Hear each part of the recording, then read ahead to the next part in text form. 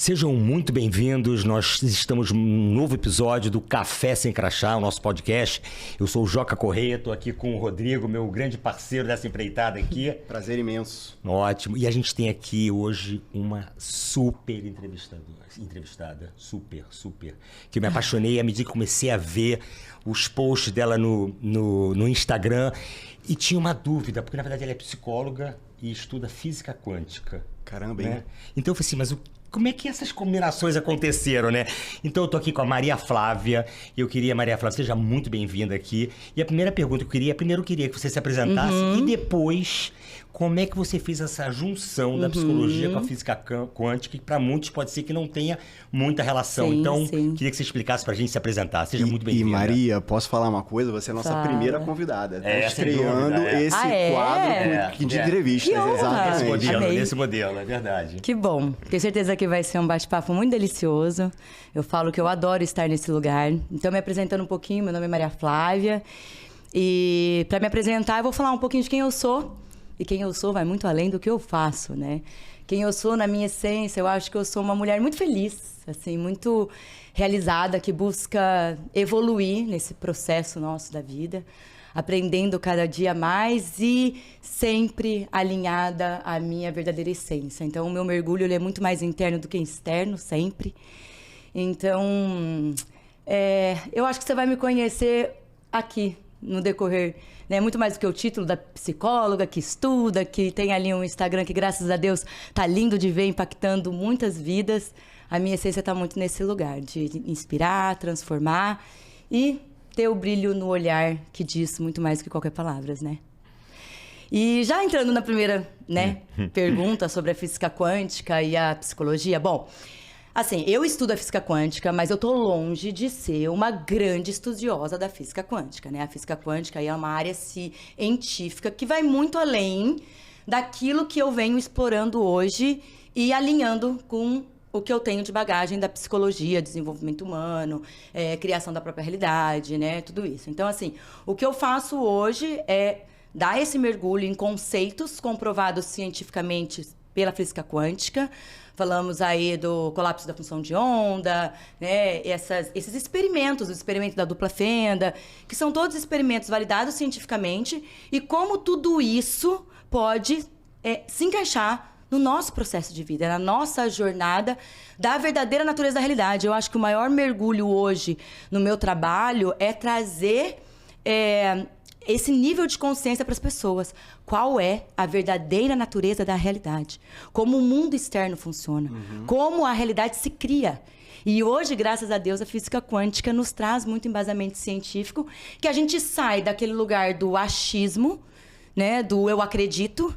Porque eu tenho certeza, se eu perguntar para vocês acreditam que o pensamento de vocês influenciam a construção da realidade? Todo mundo diz que sim, né? Mas eu acho que hoje, com tudo que a física quântica nos traz, já não é mais sobre acreditar ou não. É sobre saber ou não saber. Quando a ciência entra em jogo, comprovando que a realidade se cria a partir de certos princípios, ou você sabe sobre isso e aplica para sua própria vida e entra aí como um criador da sua realidade, ou então você fica ali à mercê da realidade se construindo ou do acreditar. Você trouxe um ponto muito importante, né? E aí, jogando um pouco para a realidade das empresas, é muito comum a gente ouvir os funcionários dizer assim, ó, a cultura da empresa é essa, e eu tenho que me adaptar, eu não tenho que fazer, eu não tenho que mudar, porque ninguém consegue mudar a cultura de uma organização. Quando você fala da realidade, que a gente cria a realidade, como é que você vê esse cenário das pessoas que às vezes entraram no processo de acomodação ou não sabem nem qual é o caminho a seguir, que é uma outra questão, né? Eu falo que, assim, primeiro, tudo começa com a gente tendo consciência das coisas, né? Eu falo que o conhecimento precede a experiência. Se a gente quer ter uma experiência diferente ali, seja no mundo corporativo, nas nossas relações pessoais e tudo mais, nós precisamos ter um nível de conhecimento e consciência avançado, né? Então, se a gente começar por essa ótica ali, eu entro num ambiente, o ambiente é assim, as coisas acontecem dessa maneira, os padrões se repetem, então, como mudar tudo isso? Então, ou você entra como um agente, uma pessoa reagindo às circunstâncias, e você vai entrar ali, você vai reagir a tudo aquilo, e vai ser mais um naquela dinâmica pré-construída, Ou quando você entende que não, eu crio a minha realidade. Independente do ambiente que eu entre, o ambiente pode estar moldado daquela maneira, mas o meu mundo, a minha realidade, quem cria sou eu. E é isso que, se a gente olhar rapidamente o nosso processo de evolução a nível de consciência sobre a criação da realidade, é nesse lugar que entra. Por quê? A gente cresceu muito tendo como base os ensinamentos da física newtoniana, que é a coisa do causa e efeito. Né? Então, eu reajo o tempo todo às circunstâncias da minha vida. Eu vivo no mundo material, então as coisas acontecem e eu sou o efeito daquilo que me acontece. Então, é ou não é natural a gente ver e viver dessa maneira? Então, as coisas estão bem, eu tô feliz. As coisas, o meu relacionamento tá bom, eu tô em paz. Eu tô no emprego que eu gosto, eu me sinto motivada. Eu acordo feliz para trabalhar. Eu vivo bem. Agora, alguma coisa ruim acontece, eu fico triste. Algo não tá bom, eu me estresso. A maioria das pessoas, a grande maioria das pessoas vivem dessa maneira, né? Normal. Ou seja, o externo impacta profundamente. Ele, na verdade, ele cria o interno. O externo dita a regra e eu reajo. Então, o externo é a causa e eu sou o efeito. Perfeito. Certo? O convite da física quântica, quando ela nos prova que o observador cria a realidade, que tudo está sendo criado por mim, consciente ou inconscientemente, então mesmo aquela realidade que não te agrada, que você não quis, e que, eu criei isso, sim, de alguma maneira, energeticamente, vibracionalmente, através dos seus pensamentos e sentimentos, você criou aquilo. E aí a física quântica vem fazer esse convite de um olhar de uma dinâmica completamente diferente. Então, em vez de ser causa-efeito, ela entra e te convida para viver como o causador do efeito. Então, eu causo o efeito. Primeiro é em mim, no meu interno, e a realidade, ela acompanha o meu mundo interno. Então, trazendo ali, dentro das comparações, você entra... Se você entrar nessa dinâmica envolvida, você vai continuar reagindo ali. Agora, se eu crio, o que eu posso fazer diferente, ser diferente, vibrar diferente? Porque quando a gente começa a falar sobre energia, que somos seres energéticos, né? A gente conversou ali no bate-papo sobre os átomos, né? Nós somos mais por energia, nós podemos depois aprofundar um pouco para ficar mais claro. Mas quando a gente começa a ir para esse olhar, a energia dita a regra. E a gente vibra por ressonância. Então, se eu entro num ambiente estruturado de uma certa maneira... vamos ver, na ação matéria e energeticamente, se eu decido vibrar diferente naquele local, a minha energia, a minha vibração vai impactar aquele local. Vai impactar. Eu não quero mudar as regras, eu não vou mudar na força da matéria. Porque a gente não muda de matéria para matéria. Não é que eu vou falar, eu vou ser vibracionalmente, internamente. E a dinâmica do meu mundo em torno de mim passa a acompanhar esse estado. Maria, eu tenho um exemplo, você me diz se faz sentido, tá, o que eu estou falando. É até bom trazer exemplo que vai ficar mais claro. Exemplo prático do início da minha carreira. Tá. Eu tive dificuldades com um líder meu, bem no início da minha carreira, e dificuldades grandes, assim. Era uma pessoa que eu me sentia bastante oprimido, não tinha muita voz, muita insegurança psicológica no ambiente, até que, no fim do ano, teve festa da firma. Certo. E teve um evento nessa festa que me chamou muito a atenção. O filhinho dele estava presente. E eu vi o filhinho correr na direção dele, aí abraçou ele com tanto carinho e eu ouvi o menino falando assim: papai, eu te amo tanto, você é o meu herói. Eu olhei aquilo e falei assim... E ele reagiu positivamente? Não, reagiu positivamente. Eu é que reagi com estranhamento. Eu reagi não é possível que aquela pessoa é essa pessoa. Exatamente, eu reagi com estranhamento. Aí eu falei, minha primeira reação foi assim: olha, esse moleque não sabe de nada. Mas depois me veio uma outra reação. Mas depois me veio uma outra reação. Eu falei pra mim mesmo, assim, talvez eu que não saiba de tudo. Olha. E aí eu comecei a me apegar àquela imagem daquele pai carinhoso, do filho que amava. Eu falei, cara, eu vou levar um pouco dessa imagem para as próximas interações. Porque a gente começa a solidificar as pessoas no local e que a nossa relação ela fica conflituosa na medida que eu solidifico a pessoa naquilo.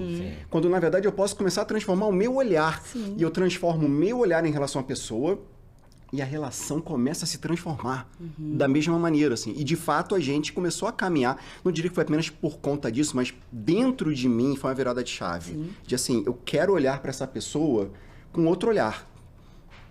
Agora eu vou dizer mais no relato que você me trouxe. Na verdade, o que ditou a regra foi o seu sentir. O seu sentir puxou o seu pensar. Se eu tivesse te contado sobre isso, olha só, o seu chefe, mas você não sabe como ele é com o filho, ele é bacana. Aí eu ia te levar a pensar positivo sobre ele, certo? Não ia ter o mesmo efeito como a cena que você viu. O sentir leva a gente a pensar. E isso é muito legal, porque dentro da física quântica, dentro desse contexto todo, o coração dita a regra. O sentir, ele é... Ó, eu fico toda arrepiada, porque a gente aprendeu que os nossos pensamentos geram sentimentos, que eu me comporto, aí gera meu comportamento. Então, aquilo que eu penso, eu sinto e me comporto.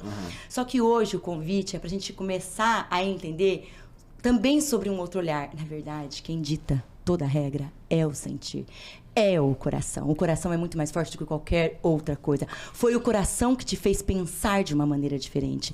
Não foi o seu pensamento que fez você sentir algo diferente com relação ao seu chefe, a quem ele poderia ser, apesar de chefe. Não foi. Você sentiu, e o sentir que transformou tudo. Aquela cena do abraço, eu fui afetado pelaquela cena. E afeto, foi o né? Isso é afeto, o aspecto afetivo. Isso é... Bom, primeiramente, eu concordo absolutamente com tudo que você está dizendo, né? E o que me leva a crer é o seguinte, que hoje, dentro das organizações, e eu acho que esse seu chefe é um bom exemplo, as pessoas aprendem que elas não podem sentir dentro das organizações. A liderança aprende isso. Não, eu não posso sentir, eu não posso mostrar minha vulnerabilidade, porque isso é fragilidade. O cara vem numa cultura que não é de agora, né? Às vezes dos seus pais, etc, etc. Então, hoje, dentro das organizações, existe muito o medo do sentir. Porque o sentir passa pela perspectiva de que quem sente não consegue entregar performance. É uma crença. Eu queria que você falasse um pouquinho sobre isso. Eu vou adorar falar sobre isso. Primeiro que assim, né, gente? Como é que não sente? Né? Não existe. Aquele termo, você precisa controlar suas emoções, a começar por isso, não existe. Ninguém controla a emoção. O que a gente amadurece e aprende a controlar é o nosso comportamento com relação às emoções, tá? Mas a emoção, ela é uma descarga. Ela tá no nosso âmbito subconsciente. Né? Eu não consigo, ela vem, ela é ali, né? E aí eu vou responder, porque depois a gente entra numa camada um pouco mais profunda sobre as emoções. Mas então, assim, não é que não pode sentir. Eu acho que a maturidade vem neste lugar, você aprender a lidar com as suas emoções, quais são os comportamentos, a sua reação a partir daquilo que você sente. Mas mais do que isso, né? Hoje, com tudo que a gente tem já, né, da ciência comprovando, o nosso sentir é o que nos expande ou o que nos trava. Tá? A física quântica diz que a gente tem um campo eletromagnético em torno de nós, que é a nossa assinatura energética para o campo quântico, para o invisível, que é onde a gente cria toda a nossa realidade. E essa assinatura energética, vibracional, ela vem a partir do meu pensamento e do meu sentimento. Então, os meus pensamentos, eles emitem cargas elétricas. Então, toda vez que eu penso, eu tô ali, isso dá para medir. Eu emito carga elétrica. E o meu sentimento, carga magnética, tá? Então, elétrico e o magnético eu atraio. Eu envio para o campo e eu recebo do campo do magnético. Elétrico, magnético, em torno de mim existe um campo eletromagnético, que é o meu eu invisível, a minha energia, a minha assinatura e quem eu sou de verdade.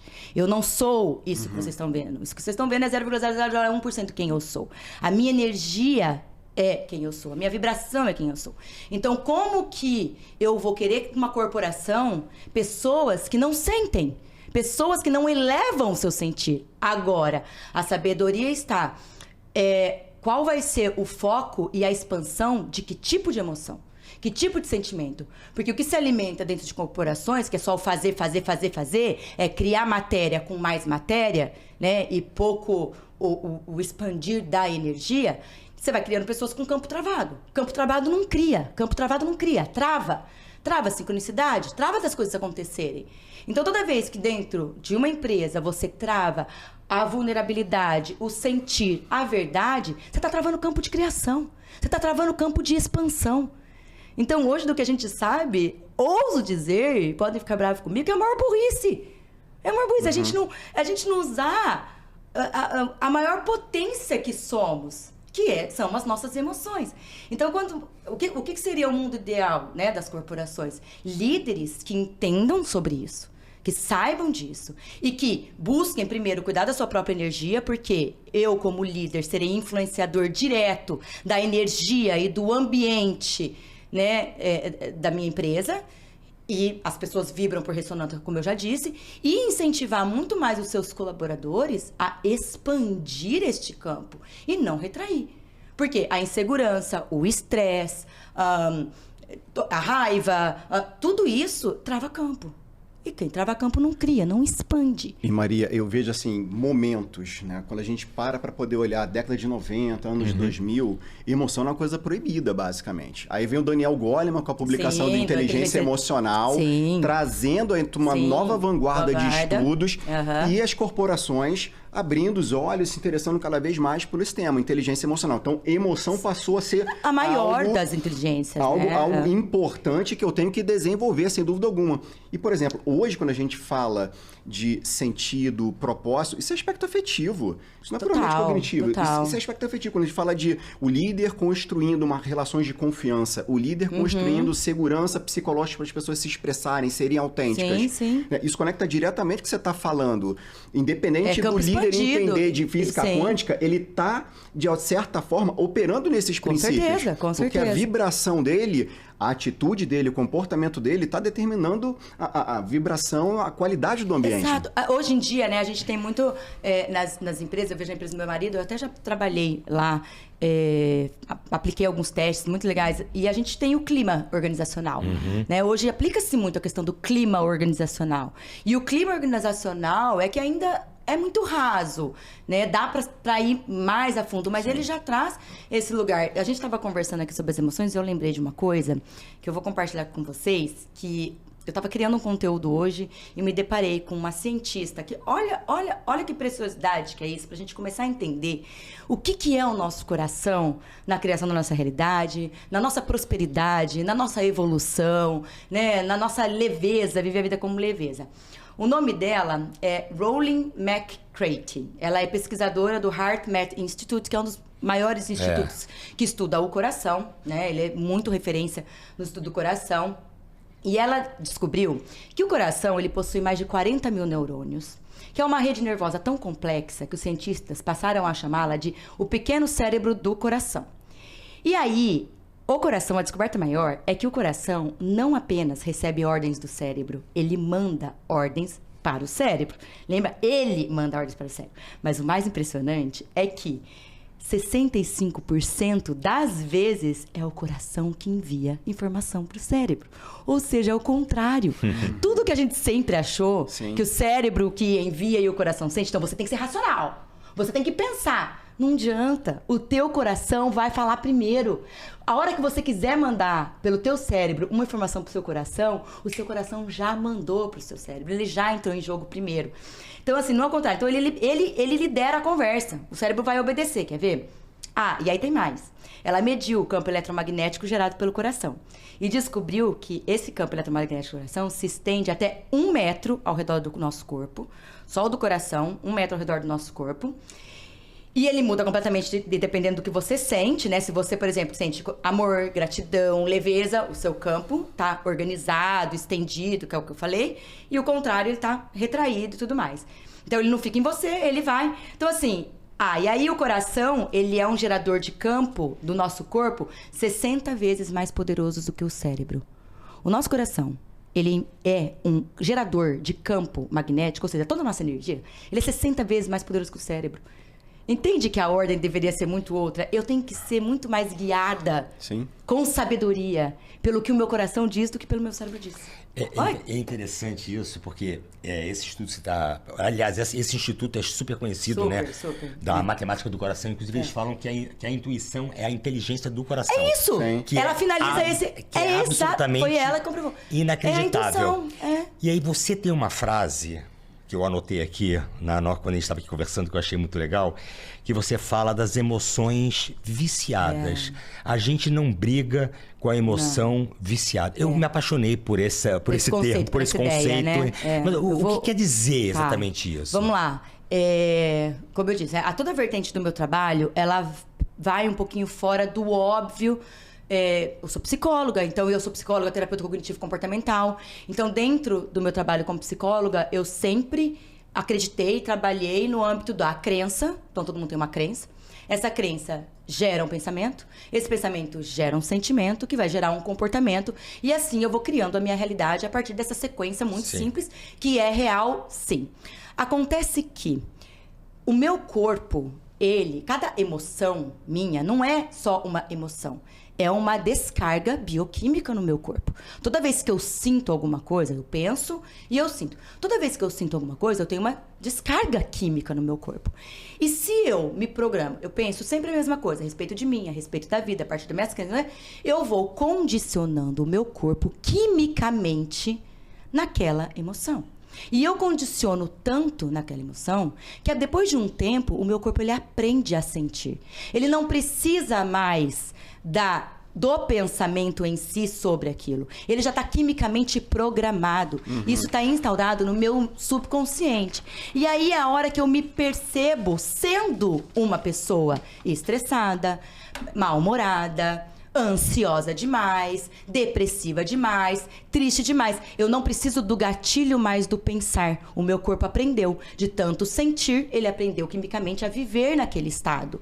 Então, para eu mudar, para eu deixar de ser ansiosa, triste, num estado depressivo, eu não tô querendo, pelo amor de Deus, gente, tô dentro da saúde mental, não tô dizendo que não é para cuidar, a gente tem que tomar cuidado com tudo, mas compreender isso é assim, é muito libertador. Você chega num outro nível de tratamento. Quando eu percebo que eu não sou ansiosa, eu condicionei o meu corpo nesse estado. Eu vivi tantos anos nesse padrão, eu repeti tanto um tipo de pensamento que o meu corpo aprendeu.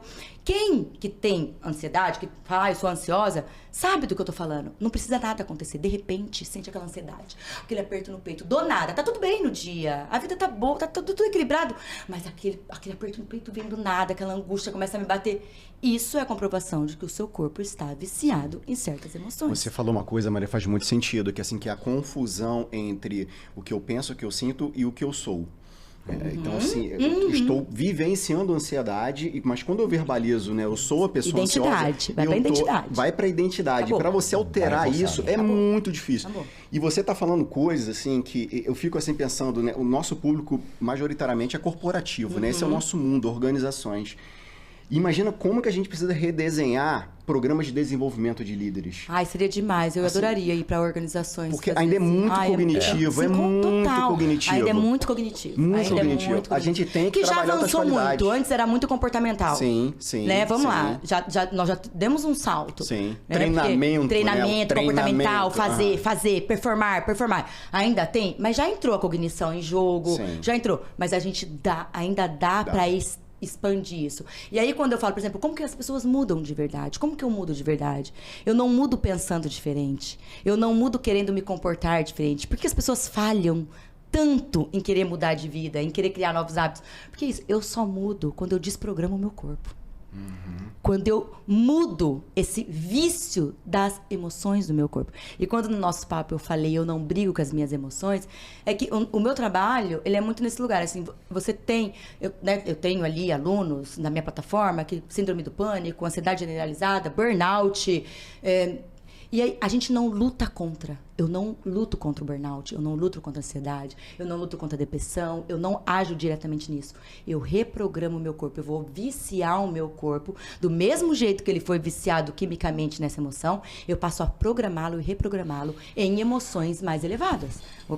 Como a gratidão, como a autoconfiança, o orgulho de si mesmo. Eu vou condicionando o meu corpo quimicamente nesse estado.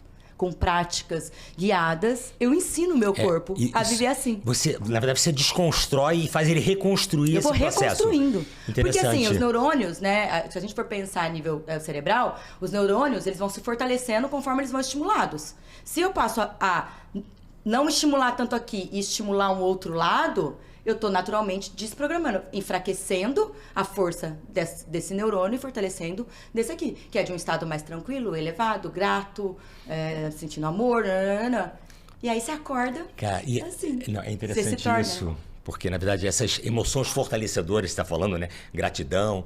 E as enfraquecedoras está ligado à raiva, à ódio, etc, etc. Que vibram baixo, né? Que vibram baixo. Alto, vamos falar assim. É que dentro das organizações a gente vê muitas pessoas que trabalham, que aí precisam de um trabalho mais específico, que trabalham o não merecimento. Não, fazem isso comigo, mas é porque eu mereço estar nesse lugar. As pessoas me tratam mal, não, mas eu também não ajudo a fazer diferente. As pessoas não me respeitam, mas eu também, sabe, estou meio acomodado, então faz sentido. Ou seja, as pessoas às vezes se colocam em algum lugar porque estão programadas para estar nesta emoção negativa. Sim. E a pergunta que eu faço para ti é o seguinte: como é que é esse nível de autoconsciência? Como é que você trabalha esse nível de autoconsciência? Porque isso é um processo de autoconsciência. A pessoa tem que se ver nesse lugar e passar a sentir de uma maneira diferente, né? Como é que é essa autoconsciência? Como é que você vê isso? Olha só, a coisa pode ser muito mais simples do que parece, sabia? De verdade mesmo. Assim. Porque quando a gente fala, autoconhecimento, tem que mergulhar, vai doer...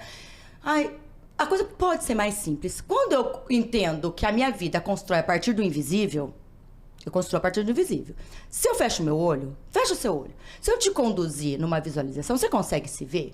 Você tem uma capacidade, com seus olhos fechados, de se imaginar? De se perceber? Você tem. Sim. Você consegue visualizar, certo? Sim. Quando você visualiza, o seu cérebro não diferencia o real do imaginado. Tá? Principalmente quando você sente o que você está visualizando com intensidade. Se a minha vida material ela é construída a partir da energia que eu envio para o campo, que tal fechar os olhos e começar a viver uma vida de merecimento? Uma vida onde você tem gratidão no seu coração, uma vida onde você conquista tudo o que você quer, uma vida onde você expande o seu sentir, uma vida onde a sua postura é muito mais altiva, uma vida onde você chega no emprego dos seus sonhos e ali você é quem você deseja ser de verdade. Fecha seus olhos. A gente acha que imaginação é invenção. Imaginação é imagem em ação.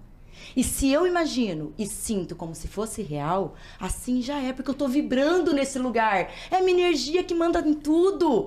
E eu começo a recriar essa minha crença negativa, esse meu estado, esse padrão viciado. Eu começo a recriá-lo nessa minha nova vida, que ela ainda é na imagem e ação, mas é uma questão de tempo para ela se materializar no campo. E Maria, assim, para muitas pessoas pode parecer uma conversa muito esotérica, mas assim, isso é puramente ciência, porque nós temos hoje já um grande corpo de estudos analisando o impacto da visualização da meditação, na minha performance. Total. Na minha performance. Todos os atletas. Todos os atletas de alta performance. E a gente tem que trazer isso para o ambiente corporativo. Pro dia a dia. Como é que seria isso no dia a dia? Eu vou fazer uma apresentação. Caramba, se imagina no local, vibra naquela emoção das coisas dando certo. Por quê?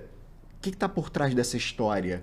Neuroplasticidade. Exato, perfeito. Neuroplasticidade. Perfeito. O nosso cérebro ele começa a se moldar para que a gente possa ter a performance ótima que a gente necessita naquele ponto. Com certeza. É exatamente sobre isso. E assim, são hábitos. É porque a gente fala em meditação, por falar meditação, esvaziar a mente. Gente, meditação não é nada disso.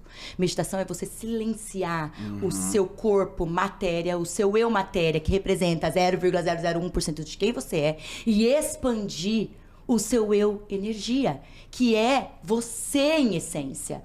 Né? Então a meditação não é para os gurus, não é para esvaziar, é para você começar a criar a sua realidade. Independente de como você esteja hoje, independente de como está sua conta bancária, independente do tipo de trabalho que você tem hoje, você não é positividade tóxica, você não vai ignorar o que você está vivendo, mas você vai começar a impactar de uma forma diferente o que vem depois, o seu amanhã. Como você começa a fazer isso? Acorda de manhã, começa com os seus rituaizinhos de 5 minutos, vai fazendo as práticas, né? Eu, na minha plataforma, tenho um monte de coisa mais linda do mundo, as meditações. A gente sai vibrando. Inclusive, quero fazer uma campanha de 7 dias de prática, sabe? Pra entrar nesse lugar. Pra isso virar hábito, gente. Isso tem que virar hábito. Nós, do Ocidente, estamos muito atrasados nisso ainda. Sim. A turma do Oriente lá já tem. Sim. Então, nós temos a prática da oração, que é muito maravilhosa e tal. Mas essa prática do esvaziamento e da construção da minha realidade, baseado na ciência e não no misticismo, é o convite maior para criadores. E eu concordo que é uma prática que tem que ser cada vez mais estimulada nas organizações, porque ainda existe essa crença de que não, isso não, a meditação não funciona, a meditação é muito difícil, é muito complexo, eu não consigo me conectar, etc. Então, essas questões, na verdade, quando você falou de desenvolvimento de liderança, eu acho que cada vez mais esses aspectos deveriam ser trabalhados dentro das organizações, né? Porque o que o Rodrigo trouxe é de uma coisa poderosa que, quando eu me concentro e me vejo no lugar, eu já estou no lugar. Você já está criando. Você está entendendo? Isso é de uma grandiosidade absurda. Porque quando eu vou dar uma aula, eu já me vejo dando a aula, eu já me vejo a receptividade das pessoas, eu já me vejo as pessoas se identificando com o que eu estou falando. Ainda que ainda não tenha acontecido, mas é o lugar que eu me vejo estar.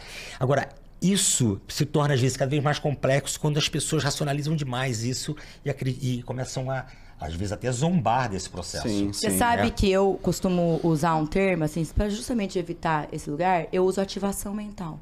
É super bem aceito. Entendi. Você já é interessante. Eu amo meditar, medito todos os dias. Minha vida é meditação. Tem um monte de meditação guiada na minha plataforma. Meditação mais linda que a outra, uma mais poderosa que a outra. Mas em alguns lugares, vamos fazer uma ativação mental? Perfeito. Pronto, vamos ativar. Perfeito. Gostei. Porque já quebrou, já. Né? E aí a pessoa já se permite, né, nesse lugar. Eu acho que a gente está tendo uma ideia pro próximo episódio, né? Meditação, né? Tem que ter um episódio só de meditação. Nossa, deveria ter. E ainda podia fazer uma meditação guiada maravilhosa. Deveria ter, então a gente poderia fazer uma meditação guiada, né? No próximo, já acho boa ideia. É muito legal. Agora, deixa eu te perguntar uma coisa, Flávia, que também me vem assim muito na cabeça, que hoje as empresas elas vivem uma angústia de estabelecimento de metas, de performance, de atingir, etc. E às vezes as metas, elas são muito distantes. O cara olha para aquilo ali, ele não se vê atingindo, porque está tão distante do que ele pode, ou que ele acredita que pode, que às vezes ele desiste ou não entrega. Eu acho que você fala um pouco sobre essas questões das metas intermediárias. Ou como é que você vê essa questão? Então, assim, primeiro ponto, assim, eu sou extremamente a favor de visão clara, de meta, de clareza de futuro, de sonhos projetados. Eu acho que o ser humano ele tem que viver tendo uma clareza do que ele quer para a vida dele, de quem ele deseja se tornar, do que ele almeja para o futuro e tal. Nós temos que ter essa clareza. Sem clareza, nós não vamos para canto nenhum. Então, é a nossa bússola, é o nosso guia. Eu acho que o grande problema das corporações é estabelecer a meta e o foco permanece na meta, né? Então, eu preciso. E cada vez que eu me vejo aqui e olho a meta lá e falo que eu preciso, mais angústia eu vou sentir. Porque eu sou uma pessoa que estou entregando isso e que tenho... Vamos lá. A meta é o ter, é o resultado final, né? Então, nós temos ali os nossos resultados finais, que é a meta da corporação, que é a minha conta bancária, que é a conta eu faturo, o meu ter, meus resultados, a casa que eu moro, tudo meu ter. Então, a gente tem que ter a clareza do meu ter. Só que para eu ter esse resultado, eu tenho que descer um degrauzinho e eu preciso evoluir no meu fazer. Então, eu preciso elevar o meu nível do fazer para chegar no ter. Vou ter que fazer diferente. Eu não digo nem mais, tá? Porque vocês acharam que eu ia falar fazer mais. Não digo nem fazer mais, mas fazer diferente. Fazer de uma outra maneira, além... Preciso fazer. Só que para eu conseguir fazer mais, eu preciso ser mais. Quem eu sou faz o que eu faço, entrega o que eu tenho. A minha realidade material hoje ela é extremamente coerente com a minha identidade. Com quem eu sou, com quem eu acredito que eu sou. Gente, é uma coerência. Você não é um cara... Entendeu? A coisa, ela tem uma coerência, uma escala. Então, assim, quando você estabelece a meta é tua visão de futuro. Mas é no processo. Então, a pergunta é, quem eu preciso me tornar para fazer o que precisa ser feito, né? Fazer diferente, fazer melhor, fazer de uma outra maneira, dar um passo...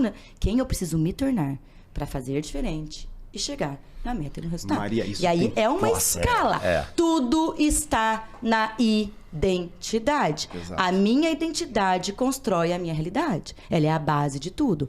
Então, eu contei pra ele assim, eu me desenvolvi no ser por conta de Mural dos Sonhos. Então, assim, eu queria ser criativa. Eu preciso ser criativa. Eu não me sentia criativa. Eu tentava forçar na criatividade, porque eu precisava criar pelo meu trabalho, por tudo que eu amo fazer. Falei, quer saber? Quem eu preciso me tornar criativa? Então, comecei a repetir pra mim, eu sou criativa. O que uma pessoa criativa faz? Ela faz. O que uma pessoa criativa, como que se comporta uma pessoa criativa? O que ela pensa? E eu fui me modelando pra...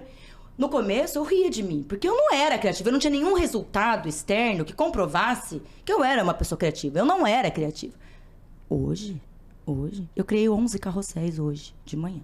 Li um pra vocês. A minha criatividade, a minha intuição é num nível... tão expandido, que tem hora que eu falo, como que eu não era criativa? Porque, assim, não é possível que a potência de criação que eu sou hoje, um dia se viu não sendo criativa. É aí. Tudo é aí. Ô Maria, você trouxe uma questão dessa ser para então conseguir, né, os seus objetivos. E hoje em organizações a gente vê uma inversão completa desse aspecto. Uma demanda de eu quero a promoção, mas a pessoa ainda não está nem preocupada em se tornar alguém competente o suficiente para aquela posição, apenas pelo tempo. Ela demanda isso.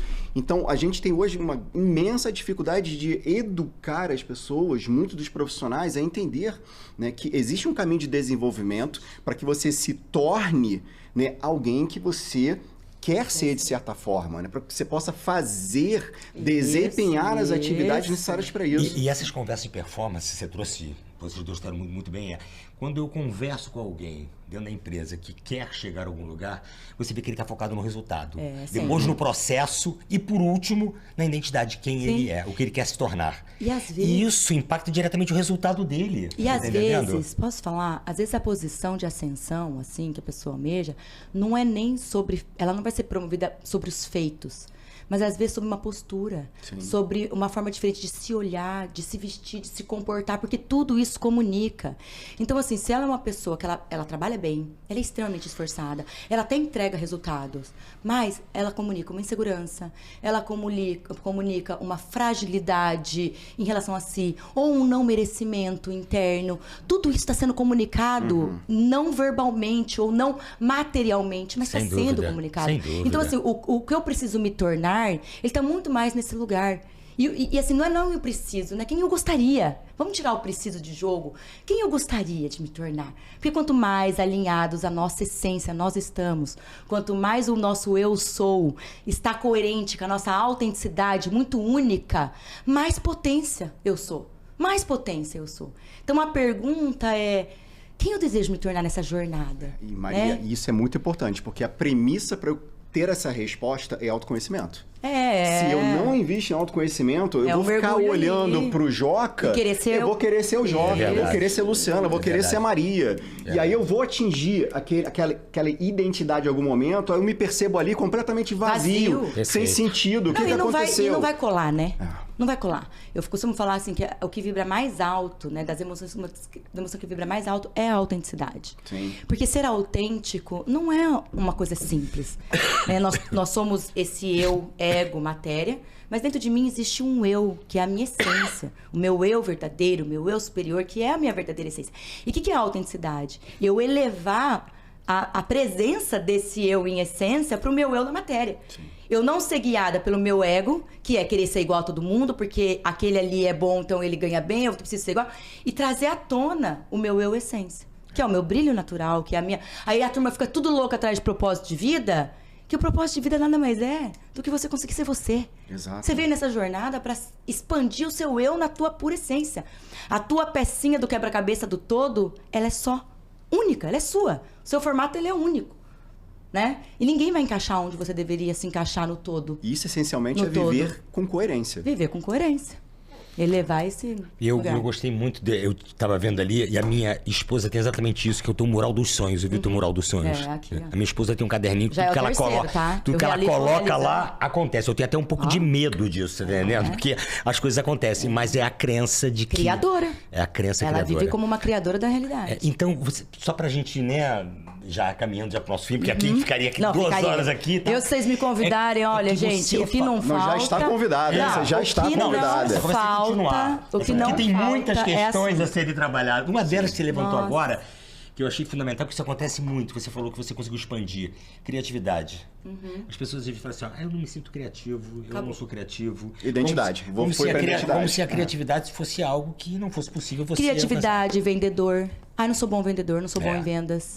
Não sou bom líder. Não sou bom líder, não sou bom em falar em... Gente... Então a neuroplasticidade funciona muito bem nesse aspecto. Total. Aí vou falar uma coisa bem rápida. Vou tentar ser bem rápida nessa construção da identidade, porque eu acho que isso muda tanto. Se eu perguntar pra você, né, sobre quem você é ali, as suas características, você vai falar pra mim que você é organizado, que você é... Você vai me trazer ali um leque de características, algumas vistas como qualidades, outras vistas como defeitos, certo? Concorda comigo? Concordo. Sim. Todas essas suas características, elas têm como base as suas experiências do passado. Certo? Sem dúvida. Então, você olha pra trás e fala, tá vendo? Ó, eu não sou organizado por conta daquilo, por conta daquilo.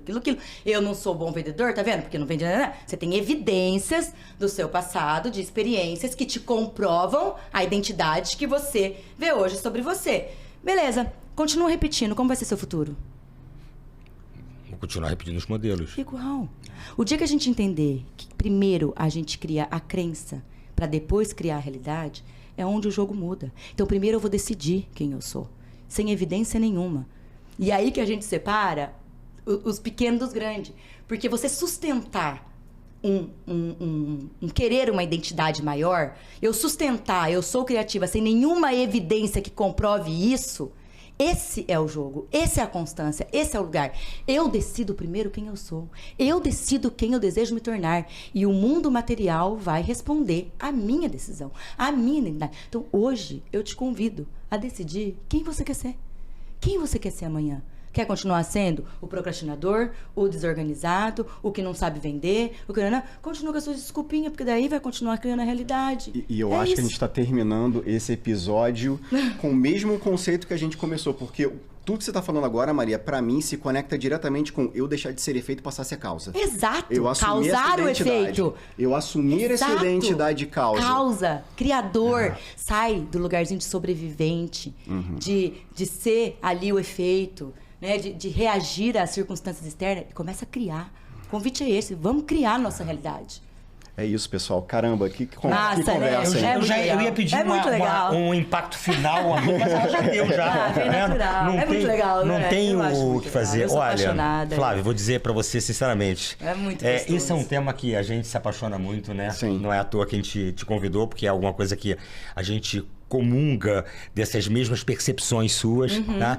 E eu quero te agradecer imensamente essa conversa. Foi absolutamente, né? Foi fluida. Prazerosa. Eu falei pra você, não precisa nem de roteiro. O tempo passou, então a gente conversou antes, a gente falou assim, ó, a gente decidiu, não, vai no voz e violão, vamos no voz e violão que a gente vai bem. E já fica o convite pro próximo episódio Só que a me gente vai chamar. fazer. Olha, se tem uma coisa que eu sempre falo sim, é pra poder compartilhar um pouquinho do que eu sei, inspirar um pouquinho. Isso pra mim me abastece. Eu falo assim, o povo acha que eu tô doando. Tô abastecendo. Eu tô abastecendo. O propósito, ele é lindo. Obrigado. Não, Obrigada, gente. Obrigado, Flávia. Obrigada a você. Obrigado, e até a pessoal. próxima. Até a próxima.